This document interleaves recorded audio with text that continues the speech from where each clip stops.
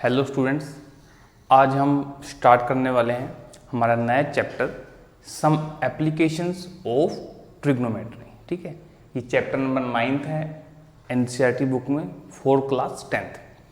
अब जिन स्टूडेंट्स ने चैप्टर नंबर 8 मतलब इंट्रोडक्शन टू ट्रिग्नोमेट्री नहीं किया, वो बच्चे सबसे पहले इंट्रोडक्शन टू ट्रिग्नोमेट्री करें। ठीक है, नहीं तो आपको इसके बारे में पता नहीं चल पाएगा कि हम यहाँ क्या कर रहे हैं। ठीक है, तो चलिए अब हम देखते हैं कि एप्लीकेशन ऑफ ट्रिग्नोमेट्री में है क्या हमारे पास। ठीक है, हम इस पूरे चैप्टर में क्या करने वाले हैं, मैं एक हल्का सा आपको हिंट दे देता हूँ। मान लीजिए आप कुतुब मीनार देखने गए, ये कुतुब मीनार है मान लीजिए आपकी। ठीक है, और ये आपका बेस जहाँ पर वो खड़ी है, यानी कि आपकी धरती। क्लियर बात। अब आप यहाँ खड़े हो जी,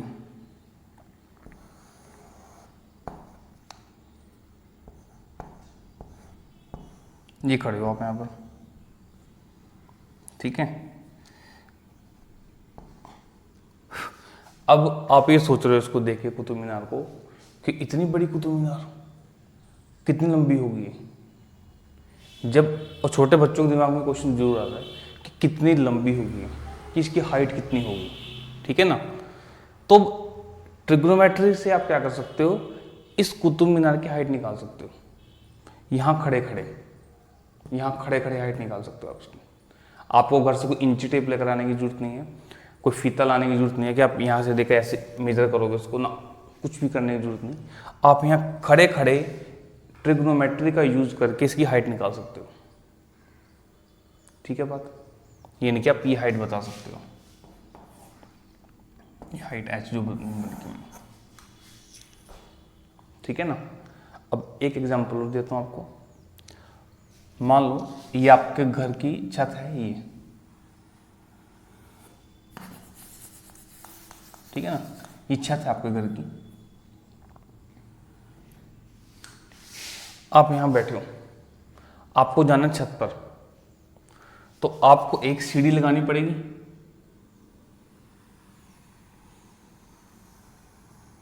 यहां से सीढ़ी लगानी पड़ेगी आपको। ठीक, अब आपको ये नहीं पता कि जो ये सीढ़ी आई है इसकी लेंथ कितनी होगी, यानी कि एल बोल देता हूं उसको, कि इस सीढ़ी की लेंथ कितनी होगी। आप कितनी सीढ़ी लेकर जाओगे।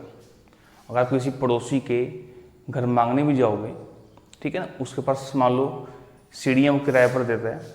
ठीक है, छोटी लेनी है, बड़ी लेनी है, कितनी फीट की लेनी है, तो आप यहाँ बैठे बैठे ये कैलकुलेशन कर सकते हो कि मुझे जो यहाँ से लेके यहाँ तक सीढ़ी की लेंथ है वो लेंथ कितनी होगी। आप जाकर कितनी लेंथ ले आओ, काम खत्म। ठीक, हो गए दो फायदे। तीसरा, अब मान लो आप सीढ़ी ले आए, सीढ़ी चढ़े, आप छत पर चले गए, पहुंच गए, आपने पतंग उड़ाया, खेला, कूदे। अब होता क्या है, नीचे से किसी को सीढ़ी की जरूरत थी, उसने सीढ़ी हटा दी। ठीक, अब आप आए हो जी यहां पे, आप यहां खड़े होकर देख रहे हो,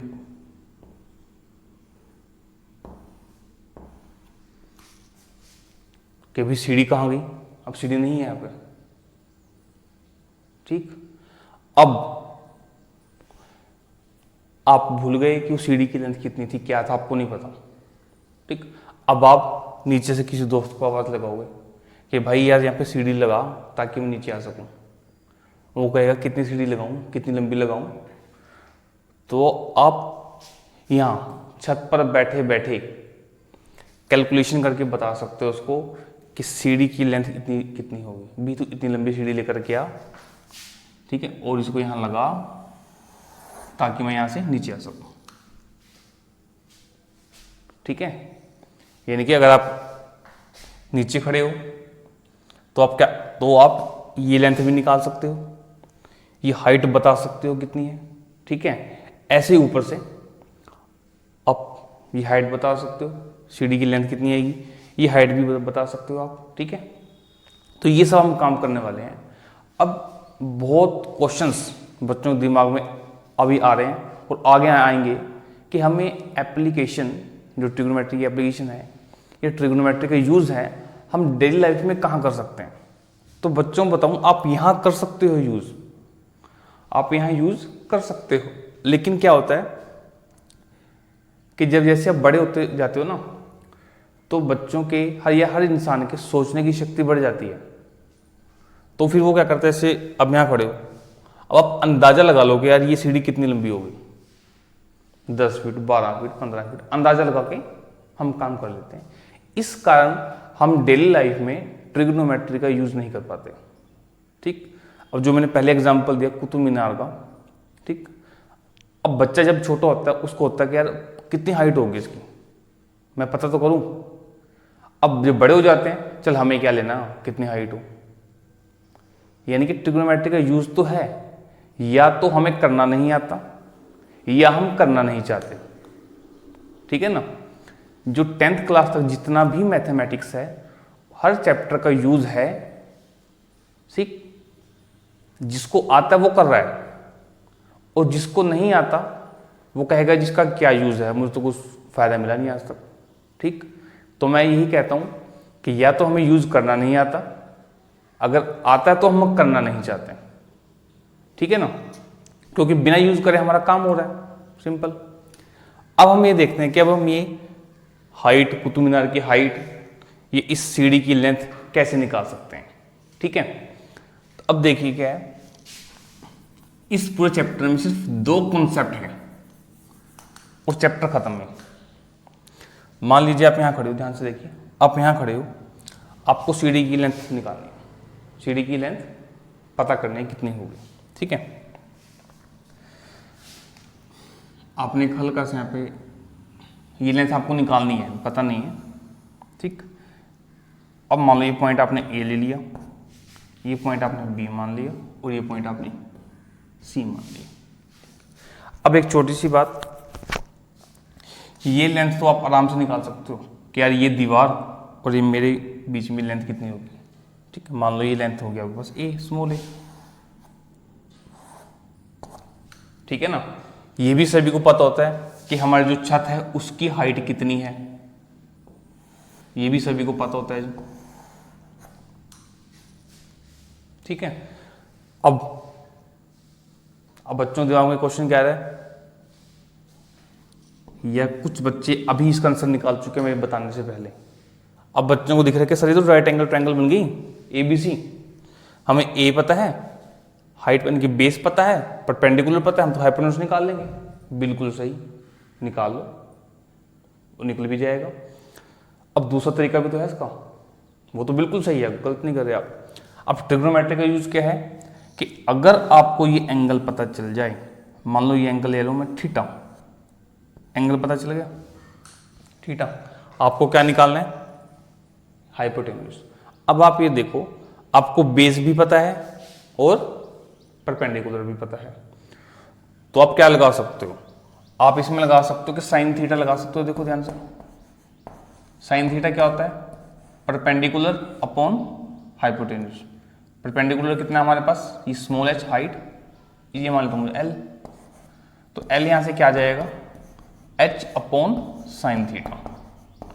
ये भी आपको पता है h, थीटा आपको पता है, सोल्व करोगे L आ जाएगा, खत्म। चाहे तो आप क्या कर सकते हो, कोस थीटा निकाल सकते हो। कोस थीटा क्या होगा, बेस अपॉन हाइपोटेन्यूज, तो L यहां से क्या आ जाएगा, a अपॉन कोस थीटा, ठीक है ना।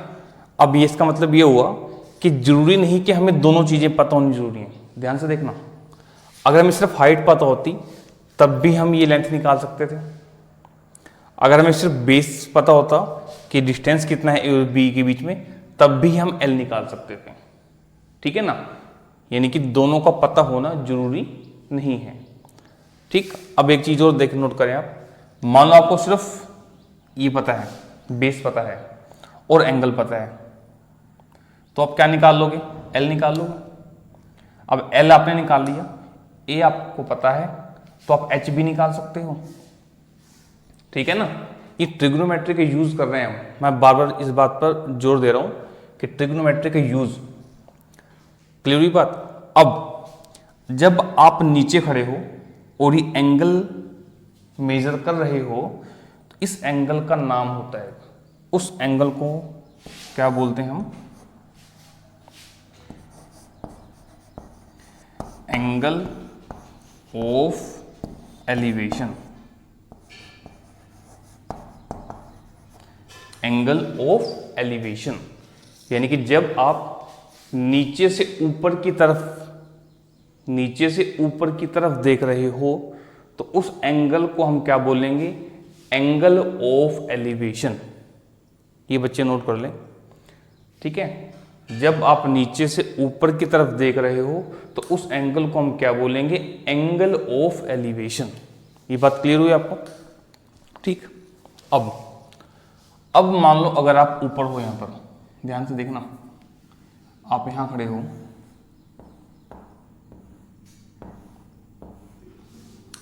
अब आपको नीचे की तरफ देखना है और सीढ़ी चाहिए, तो एंगल वहां बनेगा। एंगल कहां बनेगा, जहां पर आप खड़े हो।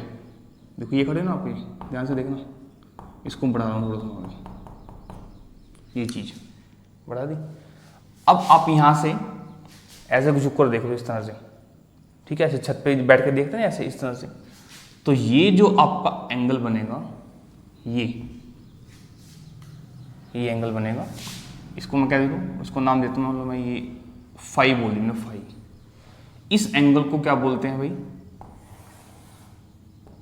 यहां लिख देता हूं मैं, इस एंगल को बोलते हैं angle of depression, angle of depression. बस ये दो चीजें हैं आपके पास जो आपको पता होनी चाहिए, एक एंगल ऑफ एलिवेशन और एक एंगल ऑफ डिप्रेशन। यानी कि जब एंगल ऑफ एलिवेशन की बात आएगी तब आपने नीचे से एंगल मेजर करना है, और जब आपके पास एंगल ऑफ डिप्रेशन की बात आएगी तब आपने ऊपर से एंगल मेजर करना है। क्लियर बात। अब सभी बच्चे एक बात बहुत ध्यान से सुने, मेरी बहुत ही ध्यान से सुने। मैंने देखो ये फाई एंगल बाहर की तरफ लिया है, अंदर नहीं लिया। बच्चे अंदर ले लेते हैं, ये एंगल यहां ले लेते हैं बच्चे, वो गलत हो जाता है वो चीज, ठीक है। यहां तक क्लियर हुई बात आपको। अभी हम क्वेश्चंस करेंगे ना तो और ज्यादा चीजें क्लियर होंगी, ठीक। अब मैं एक चीज आपको और दिखाने वाला हूं, आपका सारा कंफ्यूजन खत्म हो जाएगा। हो सकता है आपको एंगल ऑफ एलिवेशन या एंगल ऑफ डिप्रेशन याद रखने की जरूरत न पड़े। बहुत ध्यान से देखना, बहुत ही ध्यान से देखो, ध्यान से। ये मेरे पास एक बेस है, ठीक है, और बेस क्या मान लो, मैं एक मैंने रेक्टेंगल बनाई मान लो, ठीक है। इसको मैंने ज्वाइन कर दिया यहाँ पे इस तरह से, ठीक। मान लो अगर ये एंगल मेरा 45 डिग्री है तो ये एंगल भी कितना होगा, ये चेक करो, ठीक है ना। अगर ये एंगल मेरा कितना है 45 डिग्री, तो ये वाला एंगल कितना होगा, ये एंगल भी 45 डिग्री होगा, ठीक है ना। आपने किया होगा कि अगर जैसे ये जेड बनता है ना, जेड बनता है, देखो जेड बन रहा है यहाँ पे,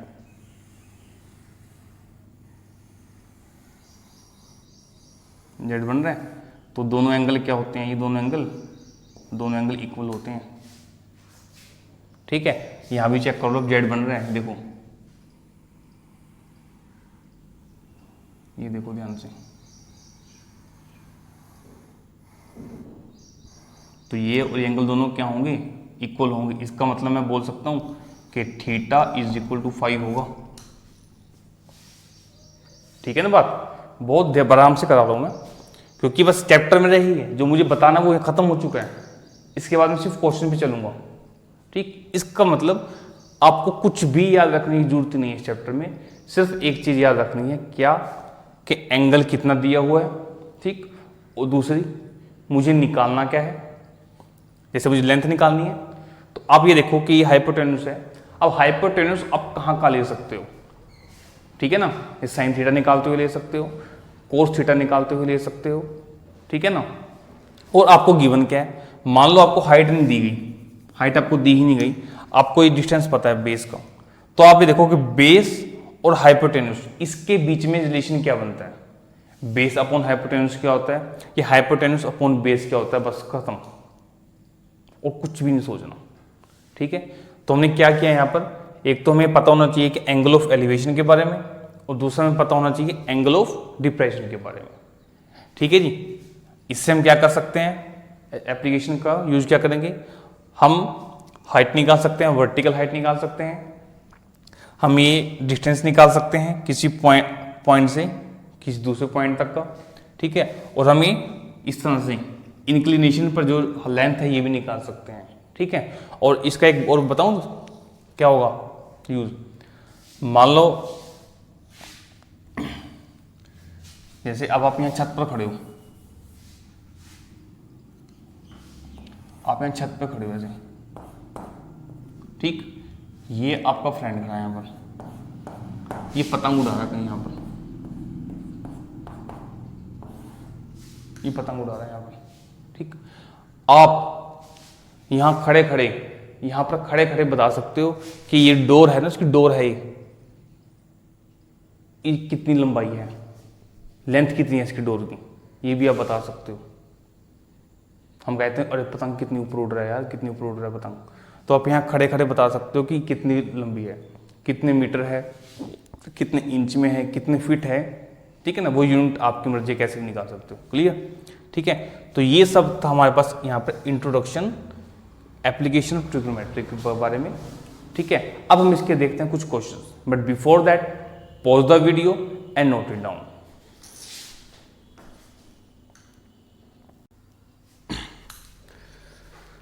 तो बच्चों पहला एग्जांपल है हमारे पास, और tower stand vertically on the ground, ठीक है जी।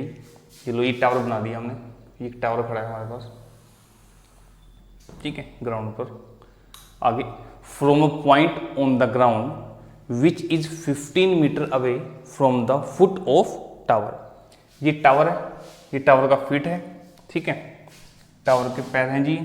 और एक पॉइंट मान लो कोई हमने ये ले लिया पॉइंट, ये पॉइंट जो है, ये पॉइंट ए इसके फीट से कितना दूर है, 15 मीटर दूर है, ये डिस्टेंस है इसका। अब आगे angle of elevation of the top of the tower, angle of elevation की बात आ गई, यानी कि आप नीचे से ऊपर की तरफ देख रहे हो, ये टावर का टॉप है, यानी कि इस एंगल की बात हो रही है साहब, ये angle is found to be 60 degree, कह रहा है कि ये एंगल जो है ये कितना है, 60 degree. Find the height of tower, यानी कि आपको ये हाइट निकालनी है, ये हाइट, क्लियर होगी बात। तो हम क्या लिखेंगे इसमें, इसको यहां लिख देते हैं, ठीक है। Solution, let height of tower be h metre, ठीक। अब देखो जी, ये परपेंडिकुलर है और ये क्या है, बेस, एंगल आपको पता ही है, ठीक है। परपेंडिकुलर क्यों, क्योंकि इस एंगल को लेकर के काम कर रहे हैं, तो इसके सामने वाली साइड क्या होगी, परपेंडिकुलर, और ये क्या होगा, बेस। अब परपेंडिकुलर और बेस इनके बीच में क्या रिलेशन होता है, ट्रिग्नोमेट्रिक रेशियो पढ़ी है ना आपने सभी ने, तो वो क्या होगा, tan थीटा। tan थीटा क्या होता है, परपेंडिकुलर अपॉन बेस, ठीक। तो हम क्या लिखेंगे, अब डायरेक्ट कर रहा हूं मैं काम, थीटा का मतलब एंगल, एंगल कितना है, 60, तो tan 60 कितना हमारे पास हो जाएगा, BC अपॉन AB, ठीक है ना। अब tan 60 की वैल्यू कितनी होती है, √3, BC कितना है जी, H, और AB कितना है आपके पास, 15, क्रॉस मल्टीप्लाई करेंगे तो H कितना आ जाएगा, 15√3 आ गया। तो तो इसका मतलब क्या हुआ भाई, हाइट ऑफ टावर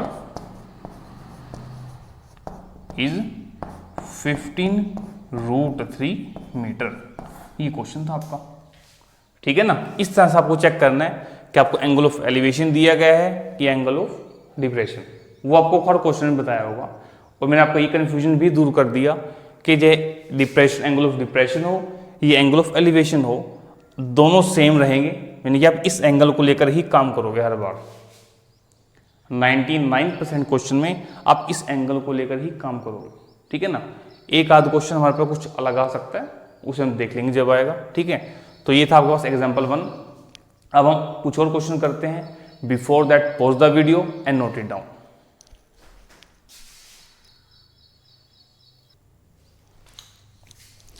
अब देखते हैं क्वेश्चन नंबर 2।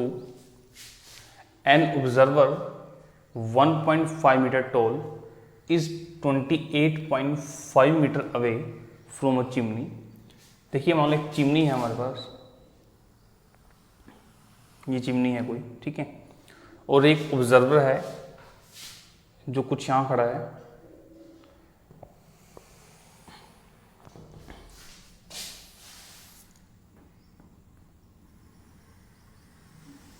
ये ऑब्जर्वर है, ऑब्जर्वर ये खड़ा है आपके पास, ठीक है। इसकी हाइट है 1.5 मीटर और ये जो डिस्टेंस है, ये डिस्टेंस कितना है 28.5 मीटर। क्लियर बात। आगे क्या कह रहे हैं वो, the angle of elevation of the top of the chimney. यहां से angle of elevation, angle of elevation मतलब नीचे से हम उसको देख रहे हैं, किसी चीज को नीचे से ऑब्जर्व कर रहे हैं। फ्रॉम हर आई। अब देखो अगर आप ये खड़ा है तो आईज यहाँ तो होंगी नहीं, उसके पैरों में तो होंगी नहीं आईज। आईज कहाँ पर होंगी, यहाँ पे सिर पे। तो यहाँ से कोई ऑब्जर्वर चिमनी को देख रहे हैं, ठीक है। तो इस एंगल की बात कर रहा है भाई, ये चीज, ठीक। अब देखो मैं इसको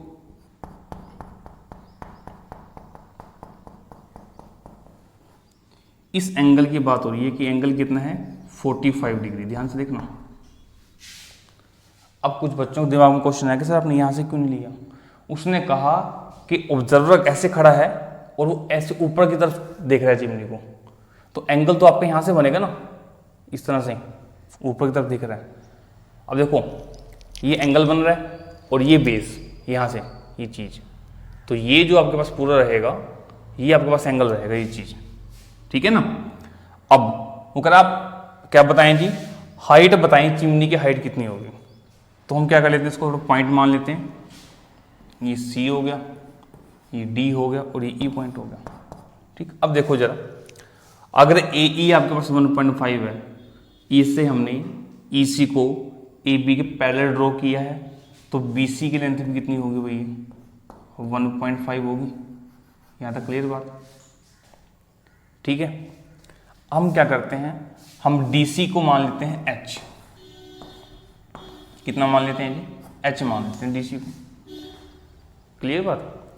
अब देखिए आपको तो इस पूरी चिमनी की हाइट निकालनी है, डी बी निकालना है। आप अगर डी सी निकाल लें और उसमें 1.5 यानी कि सी बी ऐड कर दें तो पूरी चिमनी की हाइट आ जाएगी, ठीक है ना। तो बस यही हम छोटा सा काम करना है। और एक और चीज़, ए बी की लेंथ कितनी है 28.5 मीटर और ई सी बी कितना होगा, ई सी भी आपके पास जी 28.5 मीटर ही हो, ठीक है ना। ये जो सब चीज़ें मैं बता रहा हूँ कि ये भी 28.5, ये भी 28.5, ये 1.5 और ये भी 1.85, ये सब बेसिक चीज़ें हैं कि सर आप कहोगे ये दोनों इक्वल कैसे हो गए जी, ये दोनों इक्वल कैसे हो गए, ये सब बेसिक चीज़ें हैं जो आप 9th क्लास में करके आ चुके हो। आप ध्यान से देखो कि ए बी सी ई एक रेक्टेंगल तो बन रहा है और रेक्टेंगल में अपोजिट साइड की लेंथ क्या होती है, इक्वल होती है, ठीक है ना। तो हम क्या करेंगे, पहले हम सब लिख लेते हैं जो हमने किया यहाँ पर, ठीक है। हम क्या लिख लेते हैं सॉल्यूशन में कि जी ए ई, ठीक है, या हाइट ऑफ ऑब्जर्वर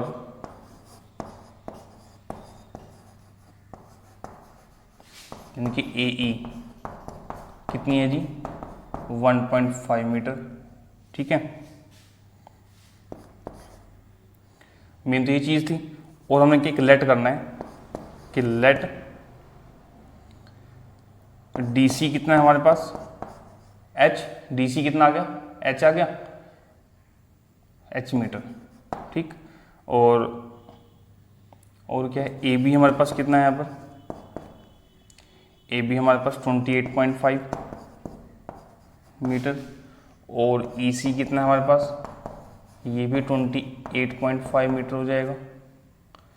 और हमारे पास CB, ये भी कितना है जी 1.5 मीटर।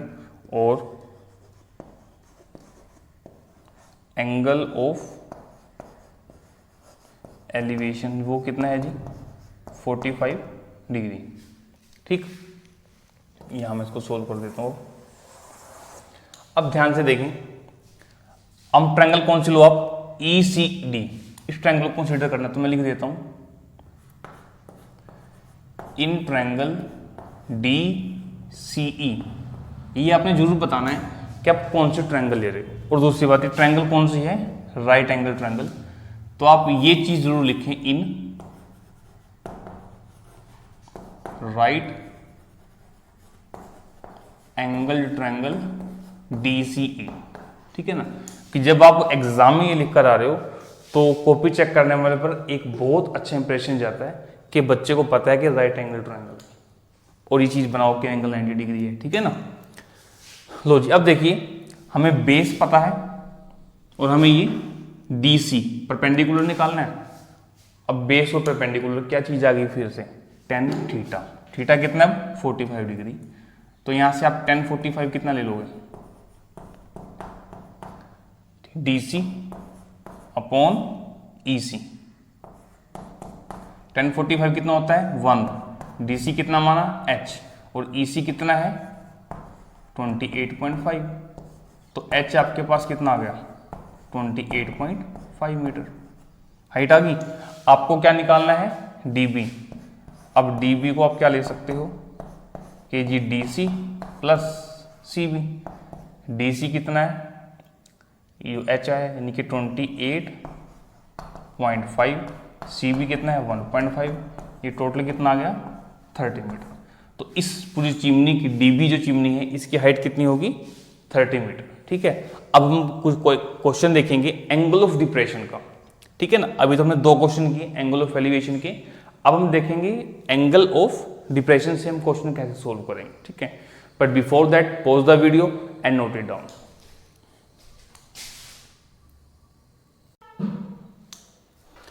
अब हम देखते हैं नेक्स्ट क्वेश्चन जो हमारे पास एंगल ऑफ डिप्रेशन का यूज करेंगे इसमें हम। ठीक है, देखिए क्वेश्चन क्या दिया गया है हमें, from the top of the hill the angle of depression of 2 consecutive kilometre stones, ठीक है, due to east are found to be 30 degree and 40 degree, find the height of the hill. Question देखिए क्या है, ये कोई height आपके पास हिल है। ठीक है, आप यहां से नीचे देख रहे हो क्योंकि एंगल ऑफ डिप्रेशन की बात हो रहा है। ठीक, वो क्या कह रहा है भाई, कह रहा है 2 स्टोन्स हैं, ये इसका लेवल बना रहा हूं मैं, एक स्टोन ये रखा हुआ है, एक स्टोन ये रखा हुआ है। उसने क्या बोला, angle of depression of 2 consecutive kilometre stones, यानी कि इन ये जो 2 स्टोन हैं ए और बी मान लिए, इनके बीच में जो डिस्टेंस है वो 1 किलोमीटर है। कंसेक्टिव मतलब उसके नेक्स्ट। ठीक, और जो एंगल ऑफ डिप्रेशन है वो 30 डिग्री और 40 डिग्री। अब मैंने आपको बताया था, जैसे हम इसका भी यहाँ पे लेवल बना लेते हैं।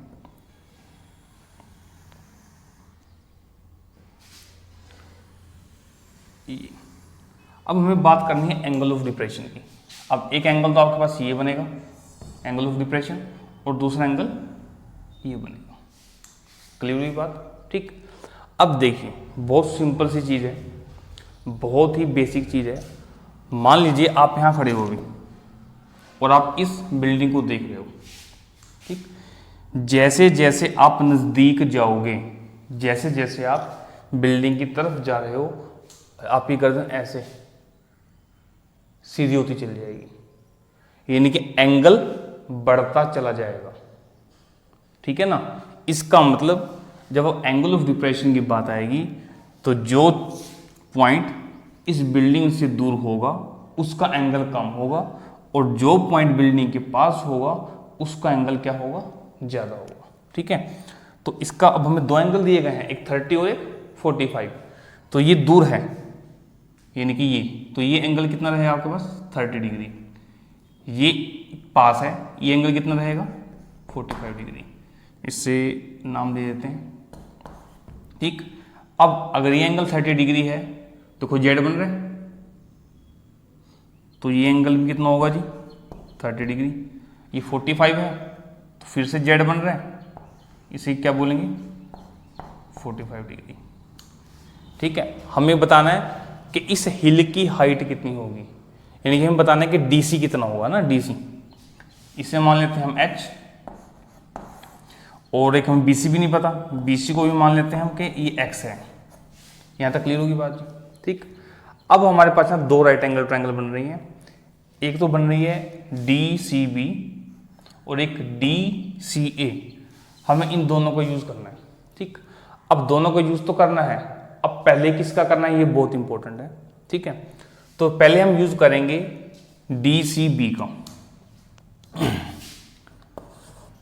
अब उससे पहले मैं एक चीज बता रहा हूं, आपने सभी बातें बता देनी है यहाँ पर कि डीसी को आपने एच माना है, बीसी को एक्स माना है, ए बी का डिस्टेंस 1 है, और angle of depression from point A से कितना है 30 एंड फ्रॉम पॉइंट बी से कितना है 45 डिग्री। ये सब बातें आपने जरूर लिखनी होती हैं हर क्वेश्चन में। ठीक है। मैं आपको सोल्यूशन दिखा रहा हूं करके। In triangle DCB, in right angle triangle, sorry, in right angle triangle DCB. अब देखिए, हमें यहां से बेस के बारे में पता है और परपेंडिकुलर के बारे में पता है। तो परपेंडिकुलर बेस कहां आते हैं, 10 के अंदर, है ना। तो 10 45 डिग्री कितना हो जाएगा आपके पास, परपेंडिकुलर अपॉन बेस। 10 45 कितना होगा, 1 एच अपॉन एक्स। तो यहां से आपके पास H is equal to X आ जाएगा। ठीक है जी, ये बात क्लियर हुई आपको। अब हम चलते हैं हमारी सेकंड जो राइट एंगल ट्रायंगल है D C A. In triangle D C A, इसमें एंगल 30 डिग्री होगा। अब आपने ये पूरा बेस लेना है और ये परपेंडिकुलर, तो एंगल कितना थीटा, और थीटा कितना है 30 डिग्री। तो 10 30 डिग्री एच परपेंडिकुलर, और अपॉन देखो ये 1 है ये एक्स है, तो पूरा कितना हो जाएगा x प्लस 1, x प्लस 1। 10 30 कितना होता है जी, 1 upon √3 h upon x plus 1।